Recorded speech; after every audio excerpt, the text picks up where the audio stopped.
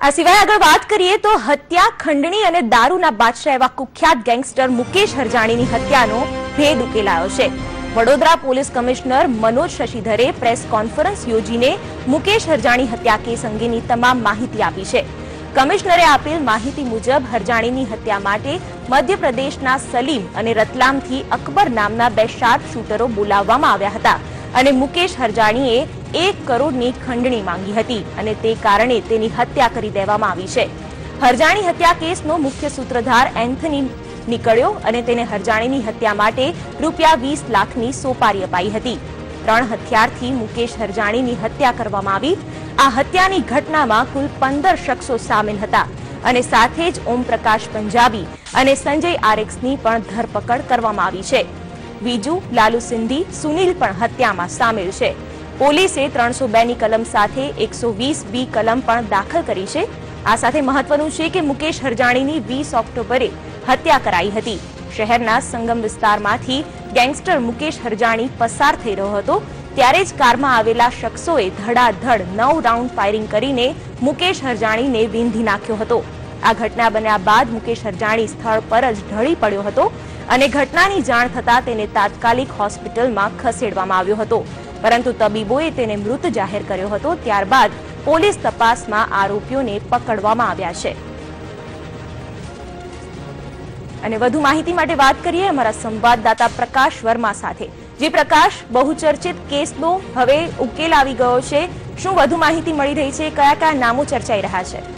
બિલકુલ શિવાની, આપણે જણાવી દઉં કે સમગ્ર ગુજરાતની અંધારી આલમને હચમચાવનાર મુકેશ હરજાણી કેસનો ભેદ ઉકેલવામાં પોલીસને કંઈક અંશે સફળતા પ્રાપ્ત થઈ છે। જે મુખ્ય સૂત્રધાર છે એન્થોની, તેની ધરપકડ રતલામથી પોલીસે કરી લીધી છે।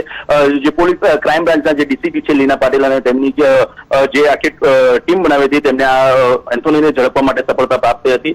રતલામથી તે ઝડપાયો છે, પરંતુ જે સલીમ અને અકબર હતા, બે શખ્સો તેઓ જે ફાયરિંગ કરવામાં અગ્રેસર રહ્યા હતા, તે બંનેને અને એન્થોનીને 20 લાખની સોપારી આપી હતી। લાલુ સિંધી, વિજુ સિંધી અને કલ્પેશ કાછા દ્વારા કલ્પેશ કાછા અને લાલુ સિંધી પાસે છેલ્લા ઘણા સમયથી મુકેશ હરજાણી રૂપિયાની ખંડણીની માંગ કરતો હતો અને તેમને અણબનાવ હતો। આ તેમના જ સાગરીતો છે। ક્યારેક બધા ભેગા મળીને દારૂનો ધંધો કરતા હતા। ગુજરાત રાજ્યની અંદર દારૂના ધંધામાં વર્ચસ્વ જમાવવા સાથે સાથે વડોદરા શહેરમાં જમીન અને ખંડણીની જે ધંધો ફૂલ્યો પાડ્યો હતો તેના ઉપર વર્ચસ્વ જમાવવા માટે આ હત્યાનો ખૂની ખેલ ખેલાયો હતો। આ તમામ લોકો એક જ ગેંગના લોકો હતા, એક જ સાગરીત હતા, પરંતુ કોઈક અંશે અણબનાવ થયો હતો અને મન દુઃખ થતા આ તમામ લોકો છૂટા પડ્યા હતા અને દુશ્મનો બધા ભેગા મળ્યા અને જે બોસ તરીકે પંકાતો હતો મુકેશ હરજાણી, તેનું કાતર કાઢવાનો પ્લાન કરી નાખવામાં આવ્યો હતો। સૌ પ્રથમ તો આ જે હત્યારાઓ હતા, શાર્પ શૂટરો મધ્યપ્રદેશથી લાવવામાં હતા, તેમની સાથે રહીને કલ્પેશ કાછાએ રેકી કરી હતી, પરંતુ નવરાત્રીના દરમિયાન તેની હત્યા કરવાનો પ્લાન કર્યો હતો, પરંતુ તેમાં સફળતા ના પ્રાપ્ત થઈ હતી। ત્યારબાદ વિજુ સિંધી, લાલુ સિંધીએ પપ્પુ શર્માને ત્યાં દારૂ પીવા માટે પાર્ટી ગોઠવી અને ત્યારબાદ આ ખૂની ખેલને અંજામ આપવામાં આવ્યો હતો।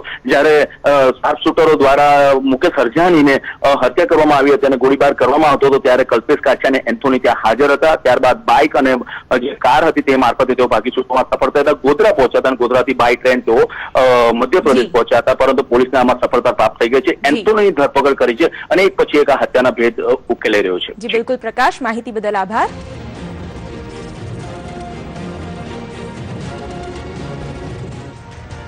મુકેશ હરજાણીના મર્ડર અનુસંધાને જે એક આરોપીને સિટી પોલીસના ડિટેક્ટિવ ઓફ ક્રાઇમ બ્રાન્ચે જે અરેસ્ટ કર્યું છે એ પણ પોતે એક નામચીન ગુનેગાર છે। એ પણ જેલ કસ્ટડીમાંથી બહાર આવ્યો હતો અને ત્યાંથી ફરાર હતા। ઘણા બધા સનસનીખેજ અને ગંભીર ગુનાઓમાં સંડોવાયેલા છે। એ અનિલ રંગવાણી ઉર્ફે એન્થની, એ એન્થનીને જે પકડ્યું છે એ પણ ઇન ઇટસેલ્ફ એક સિટી પોલીસ માટે એક મોટી ઉપલબ્ધિ છે, કારણ કે ઘણા સમયથી બરોડા સિટી પોલીસ અને અન્ય પોલીસ ફોર્સ આ એન્થનીને શોધવા માટે મેદાનમાં હતા અને એમને લોકેટ કરીને અમારા ક્રાઇમ બ્રાન્ચના અધિકારી માણસોએ બહુ સક્સેસફુલી અને બહુ સારી રીતે એમને એરેસ્ટ કર્યું છે, ઉપાડ્યું છે।